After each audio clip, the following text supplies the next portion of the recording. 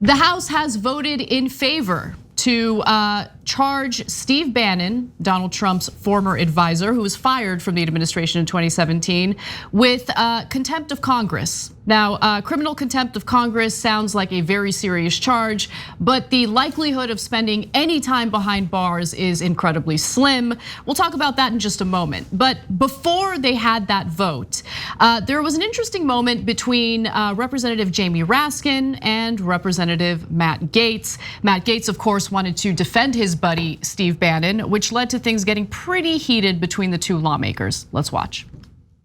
Legally speaking, there was no election fraud or no election corruption. But let's put it this way. Do you agree that 61 different federal and state courts, including 8 judges that Donald Trump appointed himself to the federal bench, have rejected every claim of electoral corruption or fraud that have been advanced? Do you agree with that? I don't, and the reason is those claims are not evaluated because in many of the circumstances you reference, jurisdiction was the principal question. So I think it requires a review of the procedure. Do you have any case authority in the land of those 61 cases or any other cases where a court has determined that there was electoral corruption or electoral fraud that materially affected the outcome of the election in any state in the union? No court. Do you have one? Which I believe is a real failure of the judiciary. I think the Article 3 courts failed our country by not exercising more jurisdiction over those questions. Now, there's a difference in whether or not fraud existed and whether or not there's an adequate remedy. And I think also a number of those cases were kicked on remedies. No court has said that fraud existed, and so there's no remedy because there's no violation, Mr. Gaetz. Right, but you cannot. There's no violation. There's no fraud. That there was no fraud if they didn't take up the question and review the facts on jurisdiction or remedy. You know what? That might work on Steve Bannon's podcast, but that's not going to work in the Rules Committee of the United States House of Representatives. I'm sorry, Mr. Gaetz, forgive me.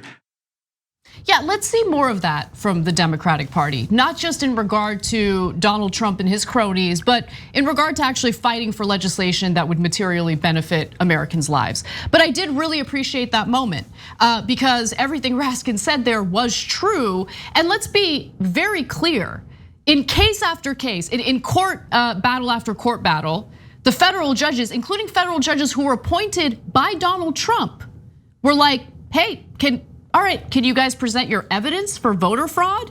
And in one situation after the next, we have no evidence, not a shred of evidence. Even after telling the American people in Fox News interviews and Newsmax interviews and OAN interviews that they've got all this overwhelming evidence, they have failed to show a shred of it because it doesn't exist.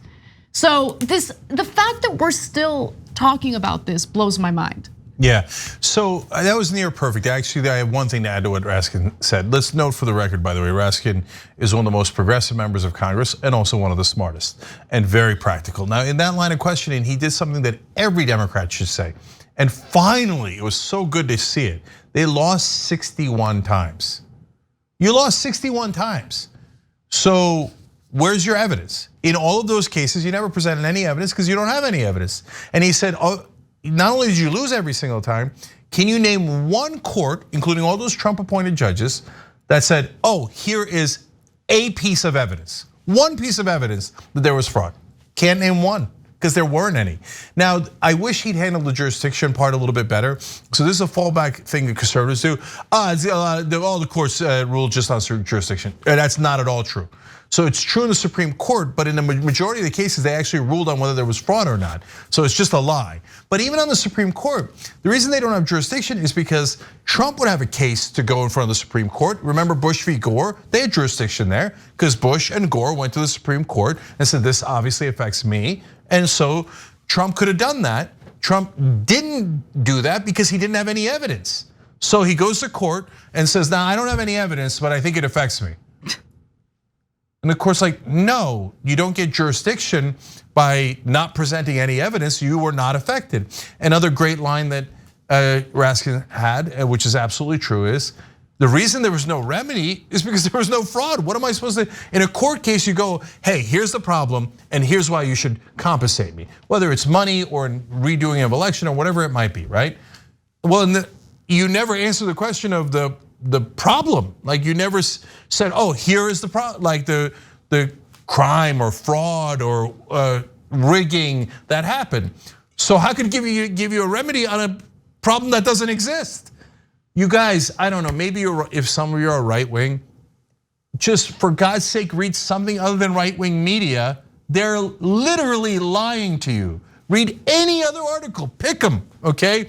Go and forget the articles. Go and read the actual Trump judges, Trump appointed judges, their decisions, where they say, for God's sake, aren't you gonna present one piece of evidence?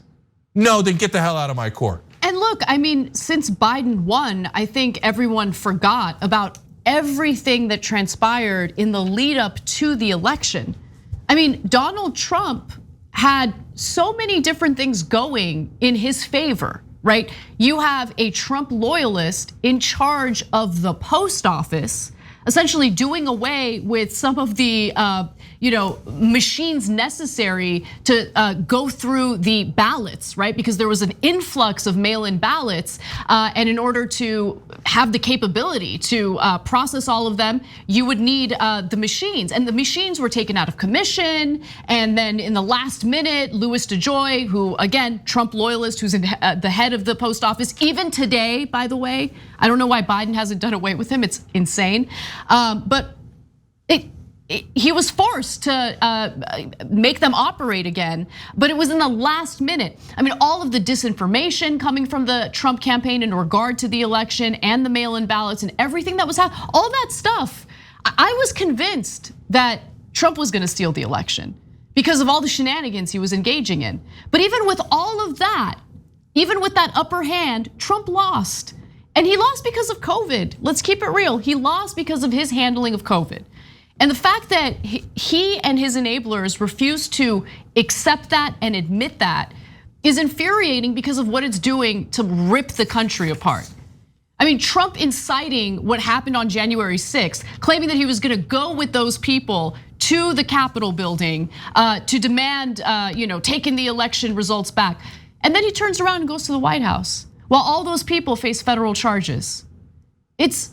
Please wake up. Understand that you're being used as pawns, okay? You're being used as a tool to help these goons, accumulate power, but not for you, not to actually improve anyone's lives, but for them, power for power's sake, to enrich themselves. There's one other piece of great irony there by Matt Gaetz. When Raskin said, well, none of the courts thought you had any evidence, including the Republican appointed judges. Matt Gaetz says, well, that proves that it's the failure of the judiciary.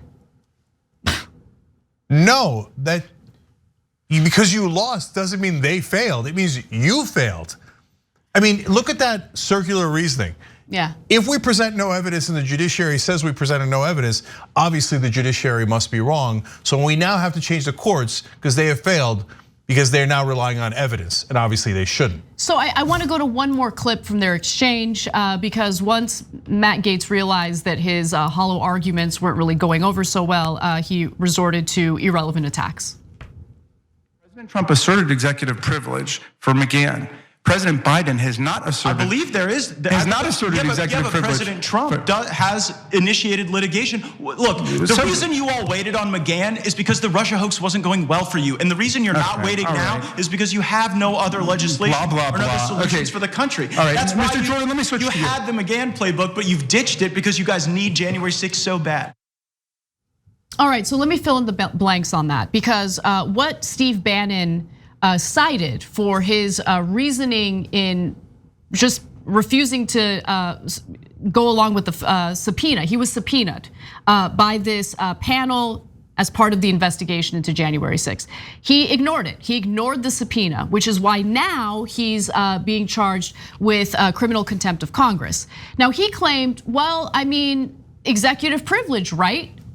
Except Bannon wasn't working for the White House at the time. Trump isn't president right now. And remember, Bannon got fired in 2017. So this doesn't extend to executive privilege. And that was what they were debating there. Matt Gaetz wanted to argue that Don McGahn was protected under executive privilege, but Don McGahn was working for the Trump White House during the Trump administration. And once again, with circular reasoning. So Gaetz says, you guys just want a distraction. And of course, all you have to say is the magic word Russia, and a huge chunk of this country, including some small sliver of the left, instantly turn off their minds.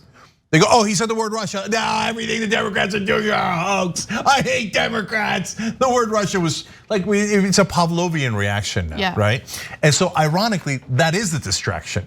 And he's saying, oh, you guys are doing a distraction because you can't pass legislation that we're blocking. Okay, well, there's an easy fix to that. You stop blocking it, and then we'll pass the legislation, and everything will be fine, right? Then we won't need the distractions. No, you guys broke the law in January 6th. Your supporters did, right?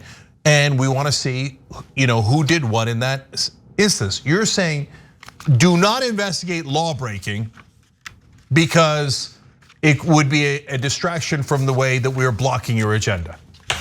How is that for circular reasoning and not complete nonsense? That's why Raskin was like, blah, blah, blah, here they go again. They always throw out the squirrels when they get caught. Oh, we had no evidence of fraud at all. We're all serial pathological liars. Here's a bag full of squirrels. They're flying everywhere. Yeah, I mean, McGahn, Russia, hoax, fake.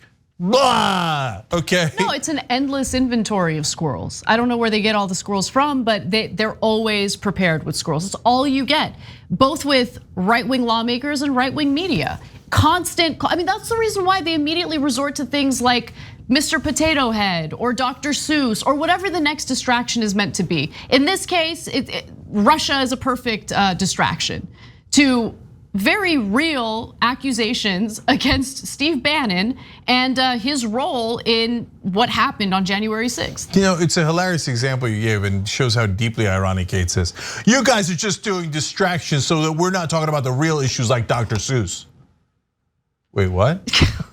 Thanks for watching The Young Turks, really appreciate it. Another way to show support is through YouTube memberships. You'll get to interact with us more. There's live chat emojis, badges. You've got emojis of me, Anna, John, JR. So those are super fun. But you also get playback of our exclusive member-only shows and specials right after they air. So all of that, all you gotta do is click that join button right underneath the video. Thank you.